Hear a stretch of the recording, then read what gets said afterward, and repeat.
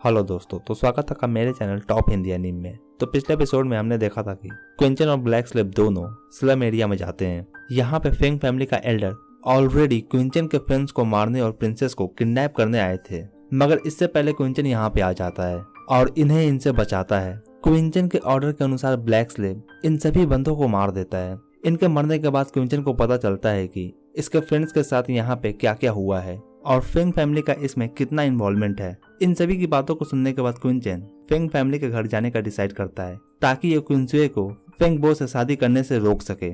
अब इधर Feng family में काफी जोरों शोरों से शादी का तैयारी चल रहा होता है। काफी सारे गेस्ट भी आए होते हैं इनका शादी अटेंड करने को। यहीं पे लास्ट एपिसोड खत्म हो गया था और अब आगे एपिसोड 254 के स्टार्ट में हम देखते हैं फेंग बो और क्विंसुए के शादी में यहाँ पे काफी सारे गेस्ट एंजॉय कर रहे होते हैं, सभी ड्रिंक कर रहे होते हैं। इधर फेंग बो क्विंसुए को आगे आने को कहता है और कहता है आओ हम एक दूसरे से शादी करते हैं। ये सुनकर क्विंसुए कहती है मैं तुमसे शादी करूंगी? कभी नहीं, मैं तुमसे कभी शादी नहीं करने वाली हूँ, इस बात को तुम भूल जाओ।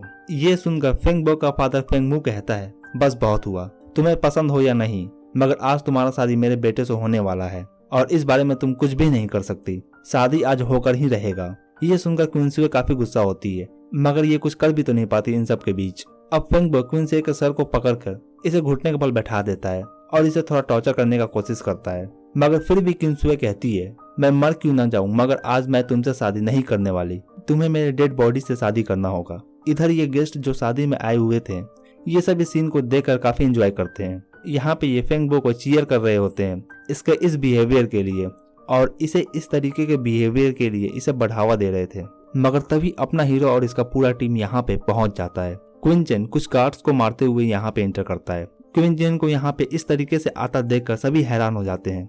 क्विंचन को देखकर ये ओल्ड मैन कहता है और मेरे फेंग हाउस में तुम्हारा हिम्मत कैसे हुआ इस तरह से घुसने का? अब लोग भी बातें करना स्टार्ट कर देते हैं कि ये कौन है, यहाँ इस तरह से क्यों आया है, क्या चाहता है, ये क्या होने वाला है यहाँ पे। क्विंसुए क्विंचन को देखकर काफी खुश हो जाती है, इसे थोड़ा उम्मीद दिखता है इस सिचुएशन से बाहर निकलने का। अब क्विंचन को देख फेंग मू काफी गुस्सा हो जाता है और इससे कहता है तो तुम हो, तुम आ ही गए बच्चे। क्विंचन यहाँ पे अंदर आता है और क्विंसुए से कहता है मुझे माफ कर दो, मैं लेट आया और तुम्हें इस तरह से इतना मुसीबत उठाना पड़ा, तुम्हें मेरे वजह से इतना सफर करना पड़ा। क्विंसुए क्विंचन को देखकर इसकी ओर भागती है, मगर ये फेंग बो इसे जाने नहीं देता और इसे गाली देते हुए कहता है कहाँ जा रही हो, तुम मेरी हो, कहीं नहीं जा सकती तुम।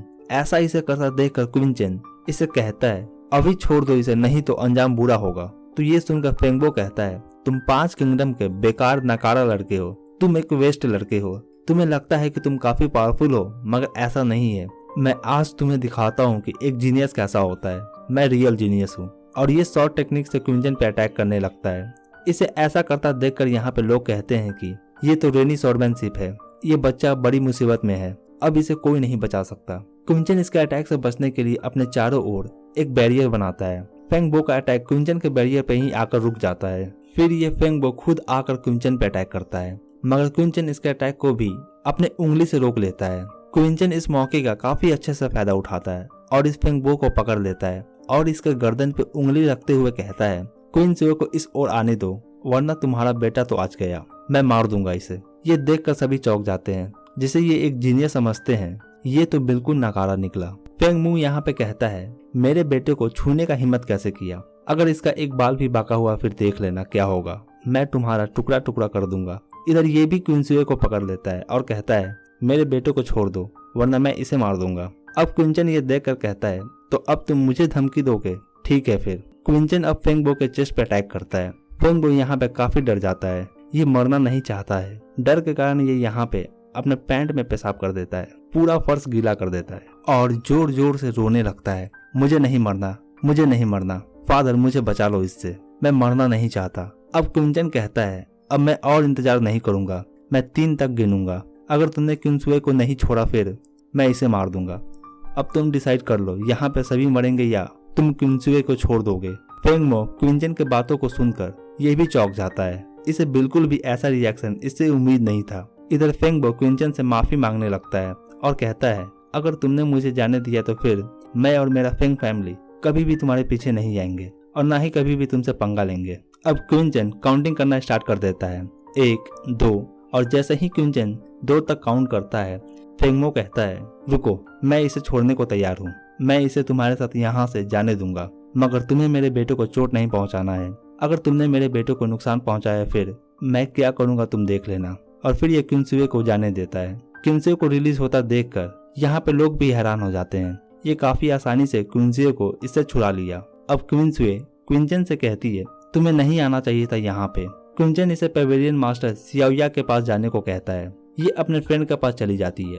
अब फेंगमो कहता है, मैंने वही किया जो तुमने कहा था करने को, अब तुम मेरे बेटे को भी छोड़ दो। तो ये सुनकर क्विंचन बोलता है, मैं क्विंचन साफ साफ बोलता हूँ, जिसने मेरे फ्रेंड को किडनैप किया और उससे जबरदस्ती शादी करना चाहता था, और इस कारण से मुझे मजबूर होकर ये एक्शन लेना पड़ा। मैं फेंग फैमिली के साथ किसी तरह का ग्रज नहीं पालना चाहता, और ना ही चाहता हूँ कि फेंग फैमिली मेरे पीछे आए। अब आप सब इस बात के विटनेस हैं। आज मैं क्विंचन फेंग फैमिली का यंग मास्टर फेंगबो को आजाद करता हूँ, ये सोचकर कि फेंग फैमिली के साथ मेरा अच्छा रिलेशन बनेगा फ्यूचर में। फेंग फैमिली मेरे पीछे ना आए। मैं फेंग फैमिली से फाइट नहीं करना चाहता। और फिर क्विंचन फेंगबो को रिलीज करता है। क्विंचन कहता है, मैंने जैसा कहा मैंने वैसा ही किया, मैंने फेंगबो को रिलीज कर दिया है, अब मैं यहाँ से चलता हूँ। फिर ये फेंगमो कहता है, अब तक तो सब चीजें ठीक ठाक ही था, मगर तुमने मेरे फेंग मैंसन में आकर जो हंगामा किया है उसका क्या। मैं तुम्हें यूं ही यहाँ से नहीं जाने दे सकता। और इसी के साथ ये एपिसोड यहीं खत्म होता है। तो कमेंट पे मुझे जरूर बताएं आपको ये एपिसोड कैसा लगा, और वीडियो अच्छा लगा हो तो वीडियो को एक लाइक जरूर करें, और चैनल पर नए हैं तो चैनल को जरूर सब्सक्राइब करें ऐसे और भी एनीमे एक्सप्लेन के लिए। Thank you.